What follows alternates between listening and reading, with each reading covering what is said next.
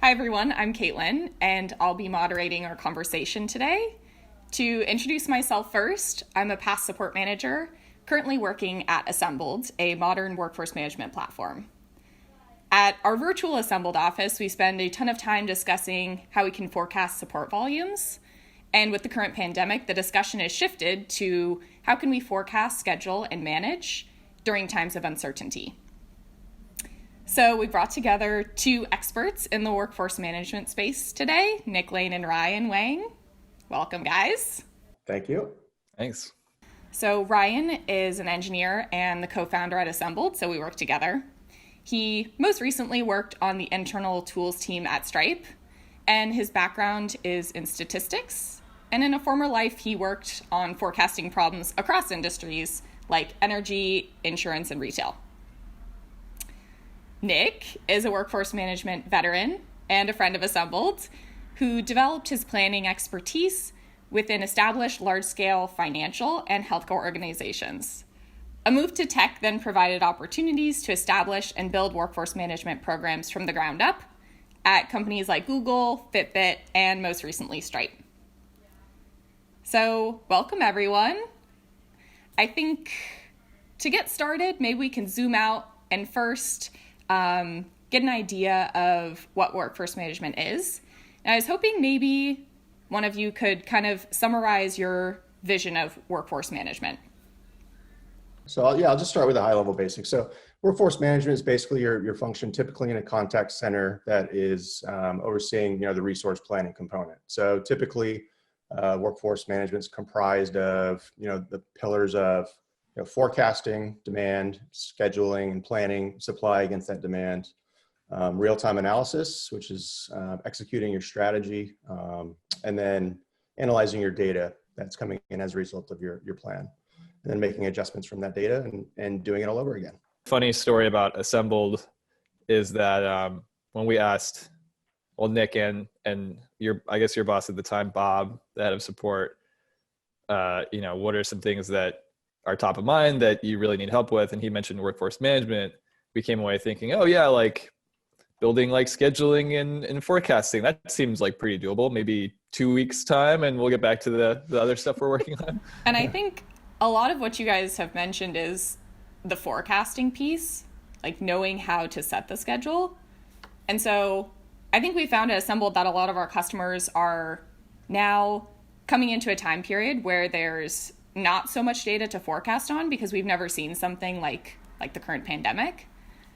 And so I guess I was hoping to dive in a little bit to maybe other similar scenarios that, Nick, you faced in your time.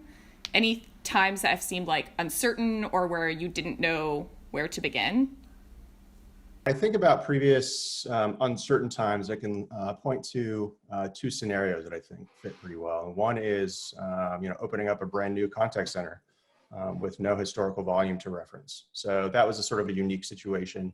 The other situation or scenario I can think about is preparing for the impact of some outbound campaign. So perhaps a new sales campaign, a new marketing push by your company, requesting information from customers. So both of those sort of different scenarios with different strategies. I think in the case of opening a new contact center, it's really just a matter of trying to wrangle as much data as possible. So in this case, we were trying to pull calls out of retail locations and bring them and centralize them into a call center.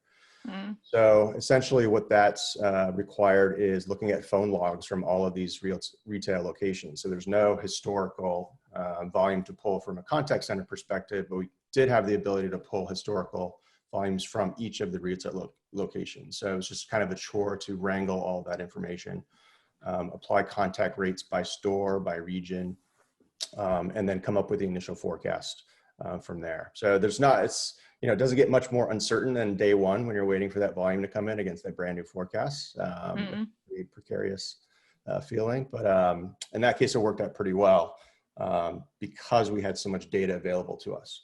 And actually, Nick, I'm super curious on that one too, because as you mentioned, workforce management is about like also the planning and the staffing.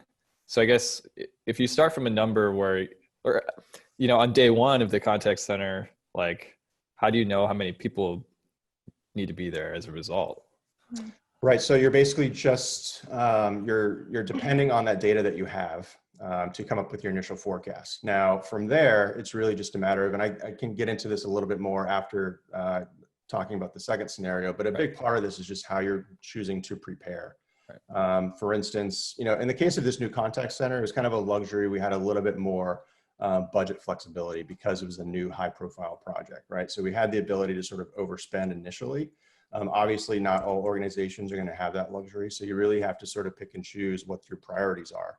Right. In this case, we really wanted to get off to a really fast start and hitting our service levels immediately. So there's probably a little bit more money, like over hiring, having more agents than our initial forecast indicated that we needed. So that way, we were ready to go, whether volume was too high, too low, we knew we were going to hit our service level. So it's really just a matter of like what your priorities are in the beginning. Yeah, that makes sense. Yeah. On day one is maybe similar to any other scenario where you don't have any data. And so do you think the best tactic is to actually wait and collect some data, even if it's just a week's worth of information, before kind of making decisions as to what to do next? Or, what do you do if you have limited resources and you're at that starting point with no data? What would be your plan then? I think the key there is to, you come up with your best plan possible. So you have to have some sort of baseline plan, and that's probably going to be based on your initial forecast. That could be, anywhere from well below actuals to well over actuals. You just don't know, but you have to commit to a plan. And then, one of the things definitely on the list after you've got your forecast in place is to assess the data immediately, as quickly as possible. So you're really looking for trends that first day, seeing how far above or below forecast you are. If you're 20% above that initial forecast, you can go ahead and start to apply that to the rest of the day. Perhaps look at tomorrow and the following week, plus 20%. So to your point, yes and no. I think yes, you really have to come up with a concrete plan initially, and secondarily, you are going to, like you said, assess that data as quickly as possible and make adjustments from there. So I was also going to touch on another scenario that sort of falls under the uncertainty, and that's preparing for the marketing push or a sales push within your company. So in that case, what you want to do is look for historical precedent once again. I mean, sometimes you have it, sometimes you don't. If you look back to last year and have a similar campaign to look at and the resulting contact rates, that's great. Sometimes your campaign is going to be very similar, and sometimes it's going to be very different. So you're either comparing as similar a campaign as possible, or you're looking at a series of just similar ones that you can average the results of, perhaps, and take an average contact rate, basically the best that you can do with the data that's available. So a little bit different approaches there in terms of, in the first situation, having zero historical precedent, and in the second scenario, kind of taking what you have in terms of previous campaigns and previous events to compare and input in the forecast. Is there any prep you can do for scenarios like that? And I imagine that maybe folks didn't know, maybe you don't know when a crisis or some sort of drastic change is coming, but perhaps you have I don't know, does it make sense to have a plan in place for any sort of scenario? Just have your backup plan that is always there in case there is an emergency? Is that something that you've built out in the past? Absolutely. So that's definitely one of the keys, post the forecast, you're preparing as best you can. And I think using what if analysis in this case is a big key. So, you want to explore what's going to happen potentially service level wise when your volume is going to come in, particularly over volume or over your forecast. It's really the more, treacherous scenario to prepare for. So you really want to prepare for what's going to happen if volume is above the forecast. You want to communicate out, what the service level impacts are going to be. And also the next thing you want to do is prioritize the work and outcomes. So if at some point you have to sacrifice, something because volume is too high, you have to choose what you're going to focus on, whether it's maintaining efficiency of some sort or, doing whatever you need to do to answer your contacts within 30 seconds or 24 hours. Yeah. And to your point, you want to enable as much flexibility as possible. So the flexibility and how quickly you can adapt is really key to this, on top of, oftentimes the forecasts during times like this are going to be off. So the key is how quickly can you adapt to these variations. So multi-skilled agents, outsourced support for overflow, flexibility in your scheduling, things like that are always going to help you adapt quicker. Yeah, and definitely on the flexibility part, that's one of the things we've seen most kind of with our users, certainly in the last, couple of weeks, but even before that, is just as far as how they're thinking about it, is forecasting ranges, like you mentioned, having skills that are flexible so that folks can work on email or work on phone and then fall back to other work, or kind of flex between queues. Those are the types of things where, okay, if one queue is totally slammed, that's okay. If one queue is pretty light, you can easily kind of adapt. And especially like some of the things that we've seen just in the last couple of weeks, you never really know what's, like some days it's been like 10x volume. And for some people it's 10x volume. For others it's more stable, or shrinking just because of the nature of their business. It's just been kind of all over the place. Question for you, Ryan. I know that like when we're determining what types of forecasts to do for customers, frequently it is a longer term forecast. And I'm just curious to hear what your take would be just from a forecasting perspective. Like, the pandemic hits or some other unknown scenario hits, and like what would you do on kind of day one to try and put some sort of plan in place? Because I think what Nick's saying is like, hey, you had to have some sort of plan. So in terms of a forecast, where would you start? Yeah, I mean, I think what Nick said is really good, and I was also thinking it kind of breaks down into kind of two different types of things, and this is actually how our system treats it. Is you kind of have one-off events, and you've got just kind of like a totally different paradigm, and so one-off events might be like your marketing events, totally different paradigm.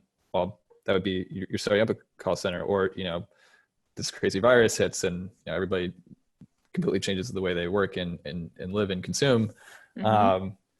We've seen kind of a bit of both, in terms of like there are, if you're if you work in travel, there's just an absolute crush, when people find out they need to cancel flights, right? Or change plans, exactly.